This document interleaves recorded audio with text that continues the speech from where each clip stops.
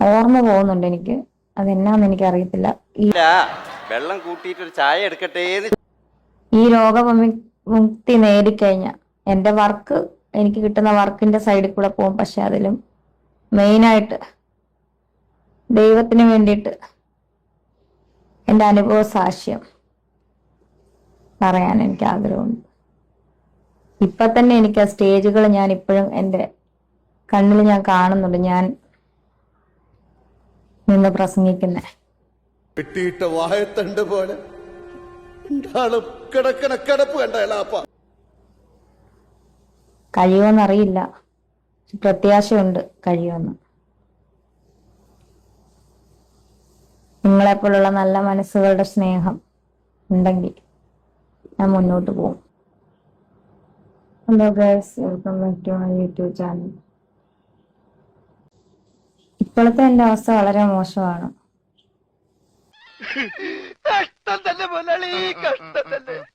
ഉറക്കമില്ല, ചില സമയം ഓർമ്മ കിട്ടത്തില്ല.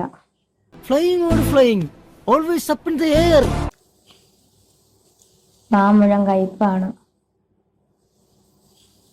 എൻ്റെ മുടിയെല്ലാം ഒരുമാതിരി പശ പോലായി. കടലിലെ തൊലിയെല്ലാം പോയി, തലയിലേം തൊലി പോയി. അതുകൊണ്ടാണ് ഹെയർ കട്ട് ചെയ്ത് ഞാനന്ന് പറഞ്ഞില്ലേ. എക്സ്റ്റൻഷൻ മാറ്റിയത് അപ്പൊ കുറെ നാളായല്ലോ. എനിക്ക് അത് ഹെയർ ഒന്ന് ട്രീറ്റ്മെന്റ് ചെയ്യണം.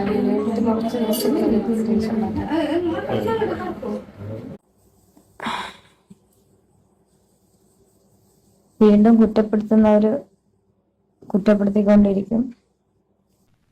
എവിടെയവൻ?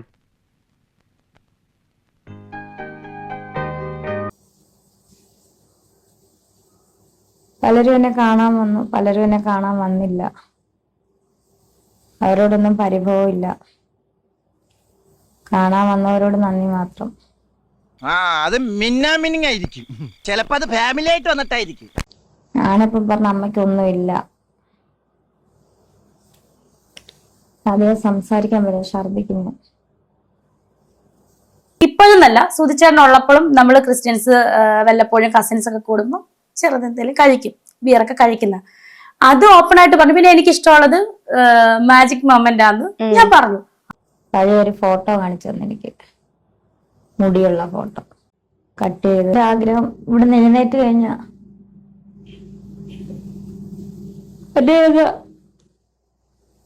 സ്ഥലങ്ങളിൽ ദൈവത്തിന്റെ സാക്ഷിയാകാൻ. ചുരുക്കി പറഞ്ഞ ഒരു മിഷണറി. നമ്മുടെ ഈ ജീവിതയാത്രയിലെ മാർഗദർശിയായ ദൈവം അവന്റെ കൃപയും കാരുണ്യം കൊണ്ട് തീർത്ത ഒരു വാത്സല്യ ഗ്രഹത്തിലേക്ക് നമ്മെ വഴി നടത്തിയിരിക്കുന്നു. അല്ലെങ്കിൽ സുശേഷകയായിട്ട് പോകാനാണ് ആഗ്രഹം. ഇവിടുന്ന് ദൈവം എഴുന്നേൽപ്പിച്ചു കഴിഞ്ഞ ഈ നിഷ്കളങ്കമായ മുഖത്തേക്കൊന്ന് നോക്കടാ ഈശ്വര, എന്തൊരു ചൈതന്യം. 2 hours later. ഇങ്ങനെ ഒരു വീഡിയോ ഞാൻ എടുക്കണ്ട എന്ന് ഓർത്തിരിക്കുവായിരുന്നു. അതായത് ഞാനിപ്പം വയ്യാണ്ട് കിടക്കുമായിരുന്നു. ഞാൻ ടൈഫോയിഡ് പിടിപെട്ട് കിടക്കുകയായിരുന്നു. നിങ്ങളുടെ ശബ്ദം എന്നെ ഉണർത്തി. നിങ്ങൾക്കില്ലാത്ത ടൈഫോയിഡ് എനിക്കെന്തിന്? അപ്പോഴാണ് എൻ്റെ വീട്ടുകാർ തന്നെ എന്നെ ഒരു വീഡിയോ ശ്രദ്ധയിൽപ്പെടുത്തിയത്. എന്താണോ ഞെട്ടുന്നത്? ഞെട്ടിക്കുന്ന വാർത്തയാണ് ആശാനെ. എന്താ പെട്ടെന്ന് വായിക്കേ. വേറെ ആരുടെയല്ല, കിച്ചു. കിച്ചു എന്നല്ല യഥാർത്ഥ പേര്, രാഹുൽ ദാസ്. കിച്ചു എന്ന് അവന്റെ അച്ഛനും വീട്ടുകാരൊക്കെ ഇട്ട പേരാണ്. നീ അങ്ങനെയല്ലല്ലോ നേരത്തെ പറഞ്ഞത്. കിച്ചു എന്തെങ്കിലും പറയുന്നതായിട്ട് ആരെങ്കിലും കേട്ടിട്ടുണ്ടോ? അതെന്തെങ്കിലും പറയട്ടെ. കിച്ചു എൻ്റെ മകൻ, കിച്ചുവിൻ്റെ കാര്യം എനിക്ക് നോക്കിയാൽ പോരെ. കിച്ചു എന്തായാലും മീഡിയയ്ക്ക് മുന്നേ വന്ന് രേണുമ്മ അങ്ങനെയാണ് ഇങ്ങനെ എന്തെങ്കിലും പറയാൻ നിങ്ങൾ ആരെങ്കിലും കേട്ടിട്ടുണ്ടോ? ഇല്ലല്ലോ. അപ്പം പിന്നെ അതിനകത്ത് ഇപ്പോഴത്തെ പുതിയ വിഷയം, ഞാൻ 1 മാസമായി ക്യാൻസർ ബാധിതയായിട്ട്. അതായത് എല്ലാവരും അറിഞ്ഞിട്ട് ക്യാൻസർ ആണെന്ന് അറിഞ്ഞിട്ട് ചികിത്സ തുടങ്ങിയിട്ട് ഞാൻ കിടപ്പാണ്. നിങ്ങൾക്കറിയാം, ഞാൻ ഈ ICUലൊക്കെ ആയിരുന്നു, വന്നാൽ വയ്യാതെ കിടന്നു. 1 മാസമായിട്ട് എനിക്ക് സബ്സ്ക്രിപ്ഷനോ ഒന്നുമില്ല. നിങ്ങൾക്ക് എല്ലാവർക്കും അറിയാം. എന്നെ കുറ്റപ്പെടുത്തിയവർ പോലും അവർ ക്ഷമ ചോദിച്ചുകൊണ്ടിരിക്കുന്ന സമയം. കാരണം ക്യാൻസർ എന്ന് പറയുന്ന രോഗം അങ്ങനെയാണ്. അപ്പം ആ സമയത്ത് ഈ ഇത്രയും നാളുമായിട്ട് മിണ്ടാതിരുന്ന കിച്ചു എന്ന രാഹുൽ ഇപ്പൊ ഒരു വീഡിയോ ആയിട്ട് മുന്നോട്ട് ഇറങ്ങിയിരിക്കുന്നു. സബ്സ്ക്രിപ്ഷൻ കൊണ്ടാണ് അമ്മയെ വെറുത്തന്നോ എന്നൊക്കെ പറഞ്ഞു. അതല്ല 21 ഇപ്പൊ ഏജ്. അല്ല കല്യാണം കഴിക്കണം. അപ്പൊ 21 എനിക്ക് 34 ചെറുക്കന് 21 ഞങ്ങൾ രണ്ടും എനിക്കിഷ്ടമാണോ അവനിഷ്ടമാണോ ഞങ്ങൾ രണ്ടും കല്യാണം കഴിച്ചു. ഞാനൊരു കാര്യം പറയട്ടെ, ഞാൻ എന്റെ ജീവിതത്തിൽ എന്ത് തുടങ്ങിയാലും കിച്ചുവിനെ പരിചയപ്പെട്ടതിനെ തുടർന്ന്, എന്ത് സുചേട്ടൻ മരിച്ചതിനെ തുടർന്ന് എന്ത് തുടങ്ങിയാലും ഞാനത് കിച്ചുവിനെ അറിയിച്ചുകൊണ്ടാണ് ഞാൻ ചെയ്യുന്നത്.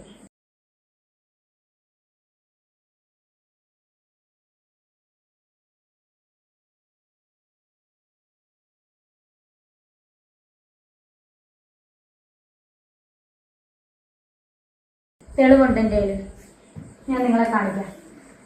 കിച്ചു എന്തായാലും എന്റെ ചാറ്റ് പുറത്ത് വിട്ടല്ലോ, അപ്പൊ പിന്നെ എനിക്കും പറയണമല്ലോ, പറയേണ്ട കാര്യങ്ങൾ എനിക്കും പറയണം. ഞാൻ എനിക്കൊന്നും മനസ്സിലാവുന്നില്ല. കിച്ചുവിനോട് പറഞ്ഞ സബ്സ്ക്രിപ്ഷന്റെ ചാറ്റ് മാത്രമേ ഞാൻ കാണിക്കുന്നുള്ളൂ. കാരണം എന്നെ പറ്റി അതാണല്ലോ പറഞ്ഞത്, സബ്സ്ക്രിപ്ഷൻ ആണല്ലോ ഇപ്പം മെയിൻ പ്രശ്നമായിട്ട് ഇപ്പൊ പറഞ്ഞത്. അപ്പൊ ആ സബ്സ്ക്രിപ്ഷന്റെ ചാറ്റ് മാത്രം ഞാൻ കാണിക്കാം. ഓക്കെ, ഞാൻ കിച്ചുവിനോട് പറഞ്ഞു, ഞാൻ നിങ്ങളെ കാണിക്കാം. കിച്ചു സൺ, ഞാൻ സബ്സ്ക്രിപ്ഷൻ തുടങ്ങി, അപ്പൊ ഒരു സ്മൈലിയുടെ ചിഹ്നം ഇട്ടപ്പോ കിച്ചു ആഹാ. അപ്പൊ ഞാൻ 500 സബ് കഴിഞ്ഞു കേട്ടോ. ആ തുടങ്ങി അന്നാണെന്ന് നിങ്ങൾ ഓർത്തോണം, എന്റെ തുടങ്ങി അന്ന് 500 സബ് കഴിഞ്ഞു കേട്ടോ. അപ്പൊ കിച്ചു എന്താ എന്നോട് പറഞ്ഞ മറുപടി, നിങ്ങൾ മേലെ ഇത് ചെയ്യരുതെന്നല്ല പറഞ്ഞത്, നിങ്ങൾ ഇനി ഇത് ഒരിക്കലും ചെയ്യരുതെന്ന് കിച്ചു അന്ന് എന്നോട് പറയുമായിരുന്നെങ്കിൽ, മോനെ കിച്ചു അമ്മ സബ്സ്ക്രിപ്ഷൻ തുടങ്ങത്തില്ലായിരുന്നു. പക്ഷെ മോൻ എന്നാ പറഞ്ഞെന്നറിയോ, ഗുഡെന്ന്. സെപ്റ്റി ടാങ്ക് എന്നൊക്കെ വിളിച്ച പ്രതികരിക്കാതിരിക്കുവോ? അന്ന് ആ ബിഗ് ബോസ് പറഞ്ഞുകൊണ്ടാണ് ഞാൻ പ്രതികരിക്കായിരുന്നത്. ബിഗ് ബോസ് പറഞ്ഞുകൊണ്ട്. അതിനുശേഷം ഞാൻ പറഞ്ഞ 600 കഴിഞ്ഞു, 180 രൂപയാണ്. അപ്പൊ കിച്ചു പറയാത്താ 180. നിങ്ങൾ കണ്ടോ ചാറ്റ് കണ്ടോ? നിങ്ങൾ ചാറ്റ് കാണും. ദേ കിച്ചു സൺ ഫുള്ള് കാണാവോ ചാറ്റ്? എന്നിട്ട് എന്റെ ചാറ്റ് കാണിച്ചുകൊണ്ടാണ് ഞാനിത് പുറത്ത് വിട്ടത് കേട്ടോ, അല്ലെങ്കിൽ ഞാൻ ഒരിക്കലും വിടത്തില്ലായിരുന്നു മോനെ. വേണ്ടേ കിച്ചു ഞാൻ തമ്മിലുള്ള ചാറ്റാണ്, സബ്സ്ക്രിപ്ഷന്റെ കാര്യമാണേ. അപ്പൊ എന്റെ പൊന്നു കുഞ്ഞു മോനെ കിച്ചു, നീ സമ്മതിച്ചുകൊണ്ടാണ് അമ്മ ഇത് ചെയ്തത്. പിന്നെ മോൻ ഗുഡെന്ന് പറഞ്ഞുകൊണ്ടാണ്, മോൻ അന്ന് എന്നോട് പറയായിരുന്നേ അമ്മേ അത് വേണ്ട കേട്ടോ എന്ന് പറയായിരുന്നു, അമ്മ ഇത് ചെയ്യത്തില്ലായിരുന്നു മോനെ. മോൻ ഗുഡ് നന്നായി എന്ന് പറഞ്ഞുകൊണ്ട് മാത്രമാണ് ഞാനത് ചെയ്തത്. പിന്നെ ഒടുവിൽ കുറ്റസമ്മതം നടത്തി അല്ലേ? നാക്കിന്റെ വീഡിയോ നിങ്ങൾക്കറിയാം, ലൈവ് വീഡിയോ വന്നപ്പം കിച്ചു എന്നോട് സംസാരിച്ചു. അപ്പോഴാണ് കിച്ചു എന്നോട് ഇത് സംസാരിക്കുന്നത്. അത്രയും നാളുമായിട്ട് കിച്ചു എന്നോട് ഇത് സംസാരിച്ചിട്ടില്ലായിരുന്നു.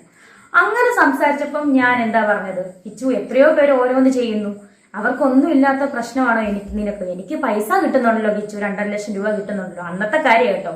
നിങ്ങൾക്ക് കിട്ടുന്നുണ്ടല്ലോ കിച്ചു. ഇവളുണ്ടല്ലോ 10 രൂപ കൊടുക്കാന്ന് പറഞ്ഞ പൂരപ്പറമ്പിൽ പബ്ലിക് ആയിട്ടിരുന്ന് മൂത്രവയ്ക്കുന്ന കക്ഷിയാ. ഇവളത് വലിയ ഇഷ്യൂ ആക്കിയപ്പോൾ എനിക്ക് ഡൗട്ട് ഉണ്ടായിരുന്നു. അതാണ് ഞാൻ ആ പറഞ്ഞ കാര്യം. അത് കിച്ചു പുറത്തു വിടേണ്ട കാര്യം ഉണ്ടായിരുന്നു. അതുകൊണ്ടല്ലേ അമ്മ ഈ ചാറ്റ് പുറത്തു വിട്ടത്. പിന്നെ ആഗ്രഹം ഇവിടെ എഴുന്നേറ്റ് കഴിഞ്ഞ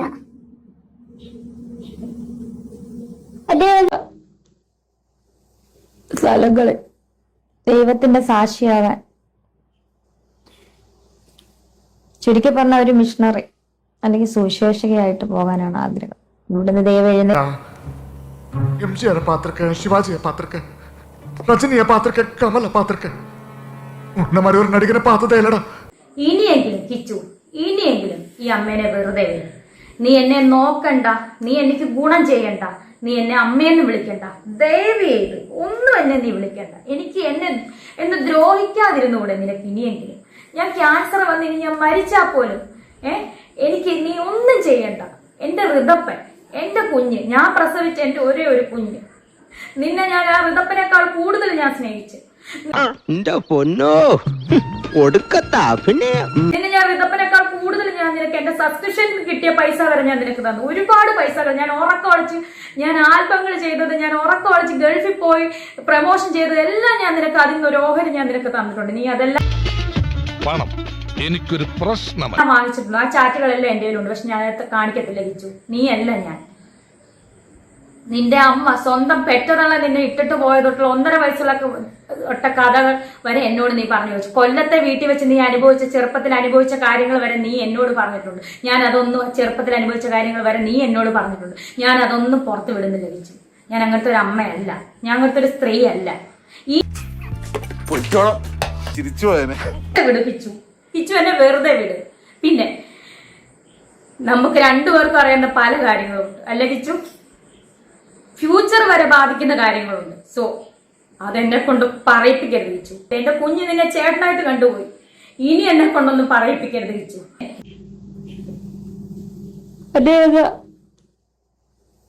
സ്ഥലങ്ങള് ദൈവത്തിന്റെ സാക്ഷിയാവാൻ, ചുരുക്കി പറഞ്ഞ ഒരു മിഷണറി അല്ലെങ്കിൽ സുവിശേഷകയായിട്ട് പോകാനാണ് ആഗ്രഹം. ഇവിടുന്ന് ദൈവം എഴുന്നേൽപ്പിച്ചു കഴിഞ്ഞാൽ, ഈ രോഗമുക്തി നേടിക്കഴിഞ്ഞാൽ എൻ്റെ വർക്ക്, എനിക്ക് കിട്ടുന്ന വർക്കിന്റെ സൈഡിൽ കൂടെ പോകും. പക്ഷെ അതിലും മെയിനായിട്ട് ദൈവത്തിന് വേണ്ടിയിട്ട് എൻ്റെ അനുഭവ സാക്ഷ്യം പറയാൻ എനിക്ക് ആഗ്രഹമുണ്ട്. മാടമ്പിള്ളിയിലെ മാനസിക രോഗി നീ വിചാരിക്കുന്ന പോലെ ശ്രീദേവിയല്ല. ആ രോഗി നിന്റെ ഗംഗയാണ്. രാഹുൽ ദാസിനെ പറ്റി എന്നെ പറ്റി പറയുന്നല്ലോ സസ്പെൻഷൻ. ഞാൻ സസ്പെൻഷൻ അല്ലേ തുടങ്ങിയുള്ളൂ നിയമപരമായിട്ട്. നിയമവിരുദ്ധമായിട്ട് ഞാനൊന്നും ചെയ്തിട്ടില്ലല്ലോ. കിച്ചു, നീ ഇപ്പോഴല്ലേ, 1 വർഷമായിട്ടല്ലേ നീ ഇപ്പം സ്വന്തം കാര്യം നിൽക്കാൻ തുടങ്ങിയ കാര്യങ്ങളൊക്കെ. ഇതിനു മുന്നേ ഒരു രാഹുൽ ദാസ് ഉണ്ടായിരുന്നു. ചിങ്ങവനം ഭാഗം, കൊല്ലാട് ഭാഗം, അതുപോലെ ഈ പൊങ്ങന്താനം, ഈ Thrikkoduthanam police station, Vakathanam police station ഒന്ന് തിരക്കി നോക്ക് രാഹുൽ ദാസിനെ പറ്റി. അറിയാനുള്ളവരോടാണ് ഞാൻ പറയുന്നത്. എന്നെ കുറ്റപ്പെടുത്തുന്നവരെ. എന്തായാലും രേണുസുതി അങ്ങനെ ഒരു നിയമവിരുദ്ധമായിട്ടൊന്നും ഞാൻ ചെയ്തിട്ടില്ല. അങ്ങനെയുള്ളവർ കുറച്ചും കൂടെ അറിയണമെങ്കിൽ ആ പോലീസ് സ്റ്റേഷനിലോ അല്ലെങ്കിൽ ആ നാട്ടിലോ, കൊല്ലാട് നാട്ടിലോ ഒന്ന് കിച്ചുവിനെ പറ്റി, രാഹുൽ ദാസിനെ പറ്റി തിരക്കി നോക്ക്. ഇപ്പൊ തന്നെ എനിക്ക് ആ സ്റ്റേജുകൾ ഞാൻ ഇപ്പോഴും എന്റെ കണ്ണിൽ ഞാൻ കാണുന്നുണ്ട്. ഞാൻ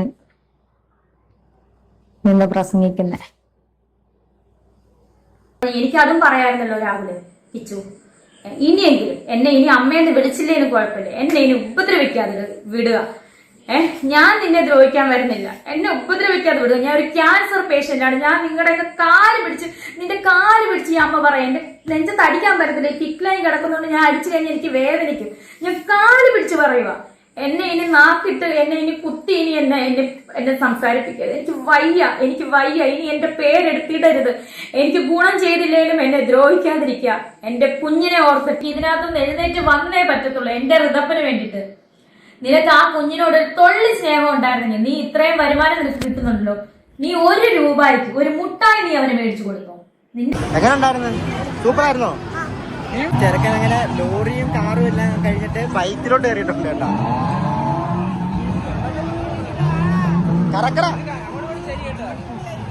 കറക്കട ഇത് അനിയനല്ലേ?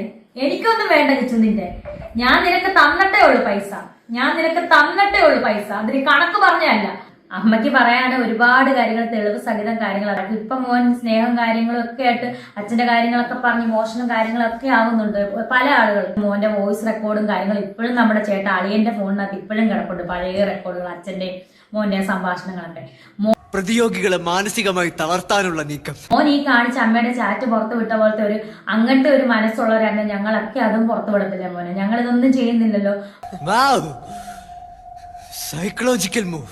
എന്നിട്ട് ഇനിയെങ്കിലും എന്നെ വെറുതെ വിടാൻ മേലെ. ഞാനൊരു ക്യാൻസർ പേഷ്യന്റ് അല്ലേ, ഇനിയെങ്കിലും എന്നെ ഒന്ന് വെറുതെ വിടാൻ മേലെ. 11 വയസ്സിലെ സുധിച്ചേട്ടൻ അന്ന് ശ്വാസിൽ വെച്ച് എന്നെ ഏൽപ്പിച്ചപ്പം ആരുമില്ലായിരുന്നു മോനൊരു പ്രാവശ്യം അച്ഛനോട് വഴക്ക് പിടിച്ച് കൊല്ലത്ത് പോട്ടെ എന്ന് പറഞ്ഞ് ഫോൺ വിളിച്ച് ഓർക്കുന്നുണ്ടോ? അന്ന് അവരെന്തുവാ പറഞ്ഞ, മോനെ ഇങ്ങോട്ട് വരണ്ട, അവിടെ അച്ഛന്റെ അമ്മയുടെ കൂടെ നിന്നാ മതി. ഇതൊക്കെ മോനെ എനിക്ക് ഓർമ്മയുണ്ട്. പക്ഷെ മോൻ അതൊന്നും ഓർമ്മ കാണത്തില്ല. അബദ്ധ ഘട്ടങ്ങളിൽ പോലും ഞാരുമില്ലായിരുന്നു. ഈ അമ്മയും നീ കുറ്റം പറഞ്ഞ നിന്റെ അളിയനും ചേച്ചിയൊക്കെ ഉള്ളായിരുന്നു. ഓരോ കുറ്റത്തിനും പോലീസ് സ്റ്റേഷൻ വരെ കയറി ഇറങ്ങി ഞാനായിരുന്നു. വേറെ കഴിഞ്ഞ് അവരെയൊക്കെ നോക്കി ഈ നോക്കുന്നതിന്റെ ഇടയ്ക്ക് ഈ മൊത്തം എന്ന് പറഞ്ഞാൽ ഞാൻ, അച്ഛൻ, അമ്മ, ഋതപ്പൻ, അമ്മയുടെ ചേച്ചി, അളിയൻ, അതായത് രമ്യ ചേച്ചി, അളിയൻ, അവരുടെ 2 മക്കള്, പപ്പ, അമ്മ, ഇവരുടെ ഇത്രയും പേരുടെ ചെലവ് അച്ഛൻ ഒറ്റയ്ക്കാണ് നോക്കിക്കൊണ്ടിരിക്കുന്നത്. ഇപ്പൊ നിന്നെ ഈ കൊണ്ടു നടക്കുന്നവർ ആരും ഇല്ലായിരുന്നല്ലോ ഒന്ന്. ഇനി എന്നെ കൊണ്ട് പറയിപ്പിക്കല്ലേ കിച്ചു. ഇനി ഇതിൽ കൂടുതൽ എനിക്കൊന്നും പറയാനില്ല. ഇനി എന്നെ വെറുതെ വിടുക. ഇത് നിന്നെ പറ്റിയുള്ള എന്റെ ലാസ്റ്റ് വീഡിയോ ആയിരിക്കും. ഇതൊക്കെ ലാസ്റ്റ് വീഡിയോ ആയിരിക്കണം. ഇതിനെപ്പറ്റി, ഈ രാഹുൽ ദാസിനെ പറ്റി അല്ലെങ്കിൽ കിച്ചുവിനെ പറ്റിയുള്ള ലാസ്റ്റ് വീഡിയോ ആയിരിക്കണം ഇതെന്റെ. വേണ്ടി വന്ന ഇവിടുത്തെ സിംഗുമാരായിട്ട് ഒരു കുസ്തിക്ക് തയ്യാറായിട്ടാണ് ഞങ്ങൾ വന്നിരിക്കുന്നത്. കുസ്തി ഇനി എന്നെ കൊണ്ട് വീഡിയോ ഇടിപ്പിക്കരുത് കിച്ചു. എനിക്ക് വയ്യ. ഞാനൊരു ക്യാൻസർ പേഷ്യന്റ് ആണ്. ഒരു ക്യാൻസർ രോഗിയായിട്ടുള്ള ഒരാളുടെ മനസ്സ് എത്രത്തോളം വേദനിക്കുന്നുണ്ടെന്ന് നിങ്ങൾക്കറിയാം. ഡോക്ടേഴ്സ് ഇപ്പോഴും പറഞ്ഞിട്ടുള്ളത് എന്റെ മനസ്സിനെ വേദനിപ്പിക്കരുതെന്നാണ് ചേച്ചിയോടൊക്കെ പറഞ്ഞിട്ടുള്ളത്. നിങ്ങൾ ഉദ്ദേശിക്കുന്ന പോലെ അല്ല എന്റെ അസുഖം. നിങ്ങൾ ഓർത്ത ക്യാൻസർ, ബ്രസ്റ്റ് ക്യാൻസർ, അതല്ല എന്റെ അസുഖം. നിങ്ങൾക്ക് എന്റെ സ്റ്റേജും കാര്യങ്ങളും ഒന്നും അറിയത്തില്ല. ഡോക്ടേഴ്സ് എത്ര ശതമാനമാണ് എന്നെ രക്ഷിച്ചെടുക്കാന്നുള്ള ചാൻസ് പോലും നിങ്ങൾക്ക് ആർക്കും അറിയത്തില്ല. അറിയാതാണ് നിങ്ങൾ ഈ സോഷ്യൽ മീഡിയയിൽ കിടന്ന് എന്നെ കുറ്റപ്പെടുത്തുന്നത്. ഞാൻ ഇത്രയും പറയത്തില്ല, ഞാൻ ഇവിടെ കിടക്കുമായിരുന്നു, ഇത്രയും ഞാൻ പറയത്തില്ലായിരുന്നു. പക്ഷെ നിങ്ങൾ എന്നെ കൊണ്ട്, കിച്ചു എന്നെ കൊണ്ട് ഇത് പറയിപ്പിച്ചു. ഇനിയും ഇത് കിച്ചുവിനെ പറ്റിയുള്ള എന്റെ ലാസ്റ്റ് വീഡിയോ ആയിരിക്കണം. എന്നെ നീ എനിക്ക് ഒരു സ്നേഹവും എനിക്ക് തരണ്ട. എന്നെ വന്ന് കാണണ്ട. ആരുടെ വിഷമം തീർക്കാൻ എന്നെ വന്ന് കാണും. ഇന്ന് വരെ കണ്ടുമില്ല, വിളിച്ചുമില്ല, മിണ്ടിയില്ലല്ലോ. വേണ്ട, ഇനി ഇത് വേണ്ട. എന്നെ വെറുതെ വിട്ടേക്ക്. ഈ ഉള്ളവളെ വെറുതെ വിട്ടേക്ക്. ഞാൻ ചത്താലും എന്റെ ശവം പോലും നിങ്ങൾ ആരും വന്ന് കണ്ട് എന്നെ ഒരു റീത്ത് പോലും ആരും സമർപ്പിക്കണ്ട. എന്നെ വെറുതെ വിട്ടേക്ക്. എന്നെ വെറുതെ വിട്ടേക്ക്. എന്റെ കൊച്ചിന് വേണ്ടിട്ട് എന്നെ വെറുതെ വിട്ടേക്ക്. കുട്ടി മണി എന്റെ മേരെ സോപ്പ് പട്ടി, കുട്ടി മണി എന്റെ മേരെ സോപ്പ് പട്ടി, ആട്ടുപട്ടി വട്ടപ്പട്ടി വെറുതെ നിന്ന് കുട്ടപ്പട്ടി